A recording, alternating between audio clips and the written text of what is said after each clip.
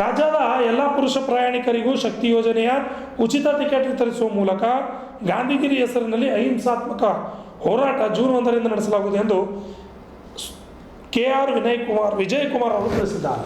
ಕಲಬುರಗಿ ನಗರದ ಪತ್ರಿಕಾ ಭವನದಲ್ಲಿ ನಡೆದ ಸುದ್ದಿಗೋಷ್ಠಿಯಲ್ಲಿ ಮಾತನಾಡಿದ ಅವರು KSRTC and BMTC United employees union ವತಿಯಿಂದ ಜೂನ್ 1ರಿಂದ ರಾಜ್ಯದ ಎಲ್ಲ ಪುರುಷ ಪ್ರಯಾಣಿಕರಿಗೆ ಶಕ್ತಿ ಯೋಜನೆ ಉಚಿತ ಟಿಕೆಟ್ ವಿತರಿಸುವ ಮೂಲಕ ಗಾಂಧಿಗಿರಿ ಹೆಸರಲ್ಲಿ ಅಹಿಂಸಾತ್ಮಕ ಹೋರಾಟ ನಡೆಸಲಾಗುವುದು ಎಂದು ಕೂಡಲೇ ರಾಜ್ಯ ಸರ್ಕಾರ ನಮ್ಮ ಬೇಡಿಕೆಗಳನ್ನು ಪೂರೈಸಲು ಮುಂದಾಗಬೇಕೆಂದು ತಿಳಿಸಿದರು.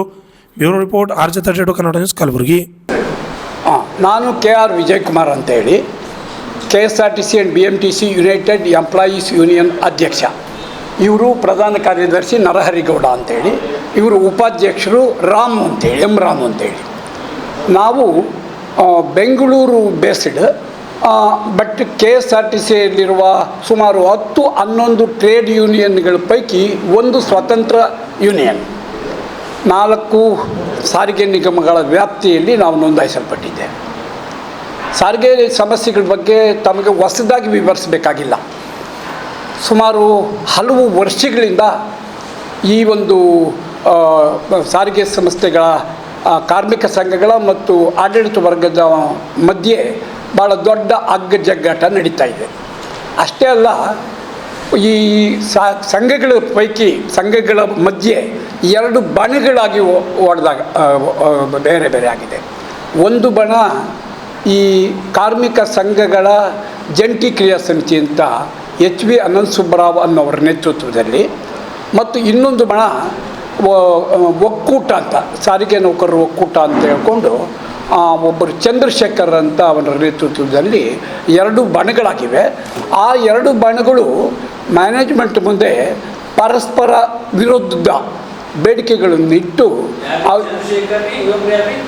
HV ಅನಂತ ಸುಬ್ಬರಾವ್ ಅಂತೇಳಿ, HV ಅನಂತ ಸುಬ್ಬರಾವ್ ಅವ್ರದ್ದು, ಅವರು ಬೆಂಗಳೂರಿನವರು.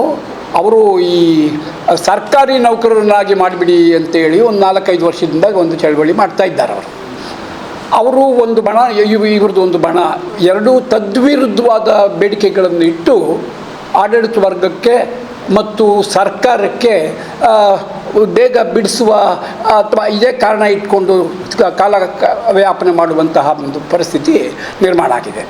ಮೊನ್ನೆ 15/4/25 ಮುಖ್ಯಮಂತ್ರಿಗಳ ಗೃಹ ಕಚೇರಿಯಲ್ಲಿ ಸನ್ಮಾನ್ಯ ಮುಖ್ಯಮಂತ್ರಿಗಳಾದ ಸಿದ್ದರಾಮಯ್ಯನವರ ನೇತೃತ್ವದಲ್ಲಿ ಎಲ್ಲ 4 ನಿಗಮಗಳ MDಗಳು, ಚೇರ್ಮನ್, ವೈಸ್ ಚೇರ್ಮನ್ನು, ಟ್ರಾನ್ಸ್ಪೋರ್ಟ್ ಮಿನಿಸ್ಟ್ರು, ಸರ್ಕಾರದ ಫೈನಾನ್ಸ್ ಸೆಕ್ರೆಟರಿ ಎಲ್ಲರ ಸಮ್ಮುಖದಲ್ಲಿ ಸುಮಾರು 3 ಅವರ್ ಚರ್ಚೆ ಮಾಡಲಾಯಿತು.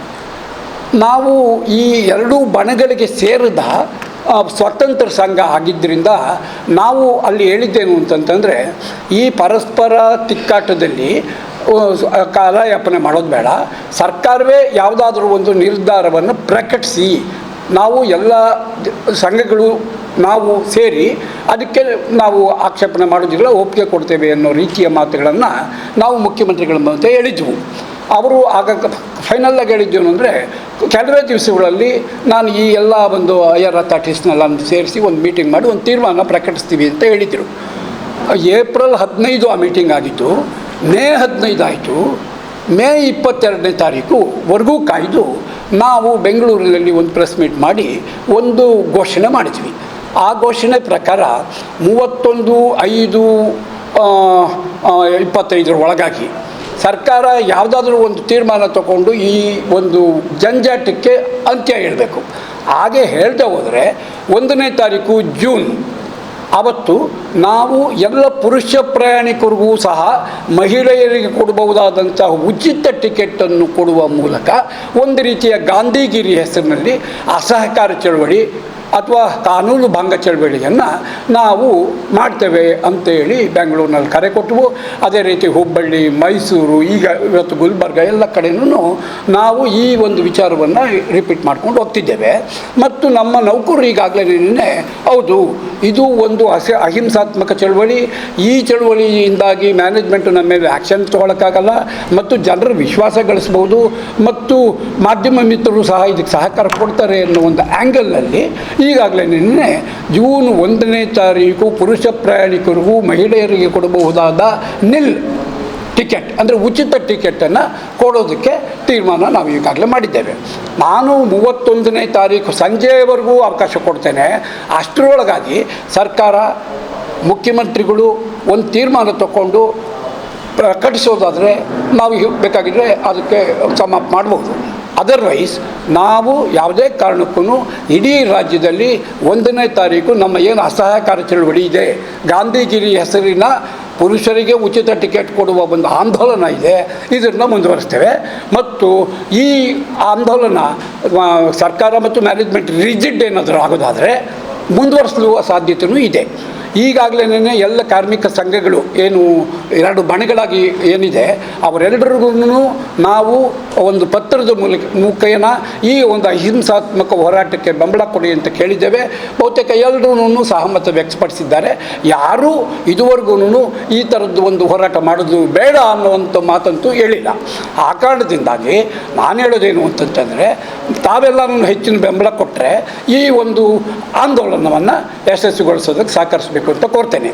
ಇದು ಪರಿಣಾಮ ಏನು ಅಂತ ನಾನು ಹೇಳ್ತೀನಿ ಅಂದರೆ, ಇದುವರೆಗೂ ಅದು ರೈತ ಚಳವಳಿ ಇರಲಿ, ವಿದ್ಯಾರ್ಥಿ ಚಳವಳಿ ಇರಲಿ, ಕಾರ್ಮಿಕ ಚಳವಳಿ ಇರಲಿ, ಸರ್ಕಾರ ಧಿಕ್ಕಾರ ಮಾಡಿ, ಆಡಳಿತ ವರ್ಗ ಧಿಕ್ಕಾರ ಮಾಡಿ, ಆಮೇಲೆ ಪ್ರೊಡಕ್ಷನ್ ನಿಲ್ಲಿಸಿ, ಬಸ್ ನಿಲ್ಲಿಸಿ, ಈ ಥರದ್ದು ಥಿಂಕಿಂಗ್ ಇತ್ತು. ಅದಕ್ಕೆ ಬದಲಾಗಿ ಏನು ಗಾಂಧಿಗಿರಿ ಅಂತ ನಾವು ಇವಾಗ ಹೇಳ್ತಿದ್ದೀವಿ, 1942ರಲ್ಲಿ ಮಹಾತ್ಮ ಗಾಂಧಿಯವರು ಆಗ ಕರ ನಿರಾಕರಣೆ ಚಳವಳಿ ಇತ್ಯಾದಿ ಕರೆ ಕೊಟ್ಟು ಆ ಮೂಲಕ ಒಂದು ಸಾತ್ವಿಕ ಆಕ್ರೋಶವನ್ನು ಜನರ ವ್ಯಕ್ತಪಡಿಸಿದ್ದ ಹಿನ್ನೆಲೆಯಲ್ಲಿ ಸೂರ್ಯನೇ ಮುಳುಗದ ಸಾಮ್ರಾಜ್ಯ ಕಟ್ಕೊಂಡಿದ್ದವರು ದೇಶ ಬಿಟ್ಟು ಹೋಗಬೇಕಾಗಿ ಬಂತು. ಆ ಹಿನ್ನೆಲೆಯಲ್ಲಿ ಈಗ ಎಲ್ಲ ಸಮಸ್ಯೆಗಳಿಗೂ, ಪರ್ಟಿಕ್ಯುಲರ್ಲಿ ಸಾರಿಗೆ ಸಂಸ್ಥೆಯಲ್ಲಿ ಕಳೆದ ಹಲವು ವರ್ಷಗಳಿಂದ ಏನು ಒಂದು ಕಗ್ಗಂಟಾಗಿ ಕೂತಿದೆ, ಅದು ಇಂದಿನ ಬಸವರಾಜ ಬೊಮ್ಮಾಯಿ ಸರ್ಕಾರದಲ್ಲಿ, ಆಮೇಲೆ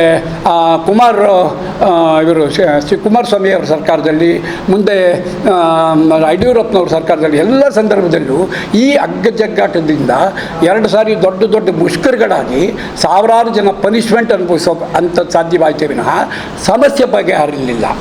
ಬೇಕೋ ಬೇಡವೋ ಸಾರಿಗೆ ಸಮಸ್ಯೆಗಳನ್ನು ಬಗೆಹರಿಸುವ ನಿಟ್ಟಿನಲ್ಲಿ ವಿಫಲವಾದ ಕಾರಣಕ್ಕಾಗಿಯೇ ಆಗಿನ ಸಾರಿಗೆ ಮಂತ್ರಿಗಳಾಗಿದ್ದ ಶ್ರೀರಾಮುಲು ಅವರು ಮುಂದೆ ಚುನಾವಣೆಯಲ್ಲಿ ನಿಶ್ಶೇಷ ಆಗೋದರು, ರಾಜಕೀಯದಲ್ಲೇ ಇದ್ದಂಗೆ ಆಗೋದರು.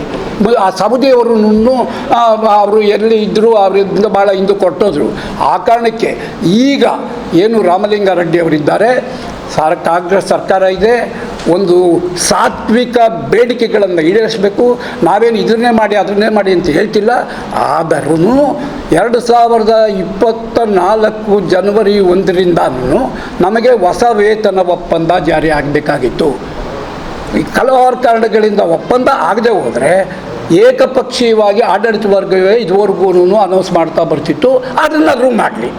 ಎರಡನೇದಾಗಿ ನಮ್ಮ ಇಂದಿನ ಒಪ್ಪಂದ 38 ತಿಂಗಳು ನಿಧಾನ ಆದ ಹಿನ್ನೆಲೆಯಲ್ಲಿ ಅದರ ಹಿಂಬಾಕಿ 38 ತಿಂಗಳ ಅರಿಯರ್ಸನ್ನು ಸಾರಿಗೆ ನೌಕರರು ಕೊಡಬೇಕು. ಅದು ಇಂದಿನ ಸರ್ಕಾರದ ಅಪ್ಲಿಕೇಶನ್. ಆ ಹಿನ್ನೆಲೆಯಲ್ಲಿ ಈಗಾಗಲೇ 2020ರಿಂದ 23 ಅವಧಿಯಲ್ಲಿ ರಿಟೈರ್ ಆದವ್ರಿಗೆಲ್ಲರಿಗೂ ಆ ಅರಿಯರ್ಸ್ ಕೊಟ್ಟಿದ್ದಾರೆ. ಆ ಕಾರಣಕ್ಕಾಗಿ ಈಗ ಸರ್ವಿಸ್ನಲ್ಲಿರೋ ಮುಂದಿನವ್ರಿಗೂ ಅರಿಯರ್ಸು ಕೊಡಲೇಬೇಕು.